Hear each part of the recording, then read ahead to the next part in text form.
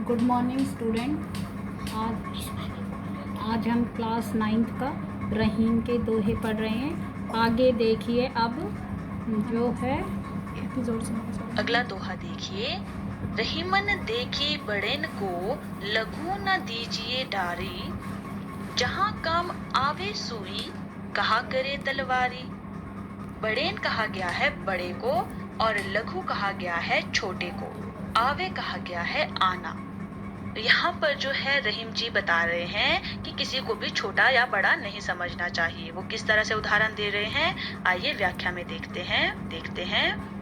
रहीम जी कहते हैं कि किसी बड़ी चीज को देखकर जो है किसी छोटी चीज की अपेक्षा नहीं करनी चाहिए। यानी किसी बड़ी चीज के होने पर आपको छोटी चीज को कम बिल्कुल नहीं समझना चाहिए। अब यहाँ पर रहीम जी उदाहरण क्या दे रहे हैं कि जिस तरह से जहाँ पर छोटी चीज की जरूरत होती है वहां पर बड़ी चीज बेकार हो जाती है। कैसे? जैसे जहाँ पर सुई की जरूरत होती है वहां तलवार का कोई काम नहीं होता।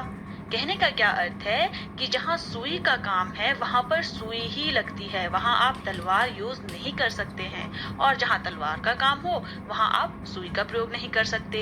इसलिए चाहे छोटी चीज हो या बड़ी चीज हो, आपको दोनों का महत्व समझना चाहिए और दोनों को उनके महत्व के अनुसार ही देखना चाहिए। किसी को बड़ा छोटा नहीं समझना चाहिए।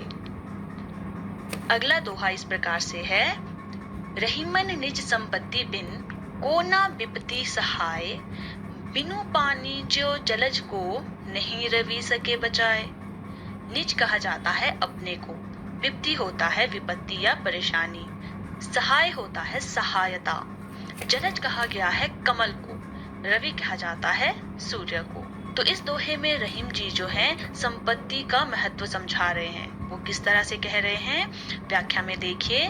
रहीम जी यहाँ कह रहे हैं कि जब आपके पास धन नहीं होता, आपके पास पैसे नहीं होते, तो यदि आपके पास उस वक्त कोई मुसीबत पड़ जाती है या आपको किसी से सहायता की जरूरत पड़ जाती है तो कोई भी आपकी सहायता नहीं करता। यह कैसा है? जैसे जब कोई तालाब सूख जाता है तो जो उसमें कमल होते हैं, जो उसमें फूल होते हैं, उसको सूर्य जैसा प्रतापी भी नहीं बचा पाता है, क्योंकि सूर्य तो गर्मी देगा ही और उसकी गर्मी से जो फूल हैं, जो कमल है, वो सूख जाता है बिना पानी के। तो उसी तरह से रहीम जी यहाँ समझाना चाहते हैं कि जब आपके पास धन नहीं है, पैसा नहीं है, तो कोई भी आपकी सहायता नहीं करता। उसे ये लगता है कि आप उसका धन लौटा नहीं सकते। अगला दोहा इस तरह से है। रहीमन पानी राखिए, बिनु पानी सब सून। पानी गए ना उबरे, मोती मानुस चून। यहाँ पर जो बिनु शब्द है उसका अर्थ है बगैर या बिना। सून कहा गया है असंभव को। इस दोहे में रहीम जी ने पानी के 3 अर्थ लिए हैं। वो किस किस तरह से, किस किस प्रकार में लिए हैं, वो हम व्याख्या में देखेंगे। रहीम जी कह रहे हैं कि मनुष्य को हमेशा विनम्र होना चाहिए। यहाँ पर पानी के रूप में कहा गया है। पानी का दूसरा अर्थ है आभा या तेज से लिया गया है, जिसे चमक भी कहते हैं, जिसके बिना मोती का कोई मूल्य नहीं है। अब पानी का जो तीसरा अर्थ है वो जल से लिया गया है, यानी उसका जो मैल होता है उसे लिया गया है आटे से जोड़कर। तो किस तरह से लिया गया है? यहाँ रहीम जी कहते हैं कि जिस तरह आटे का अस्तित्व पानी के बिना नर्म नहीं हो सकता, उसी तरह मोती का मूल्य उसकी चमक के बिना नहीं हो सकता।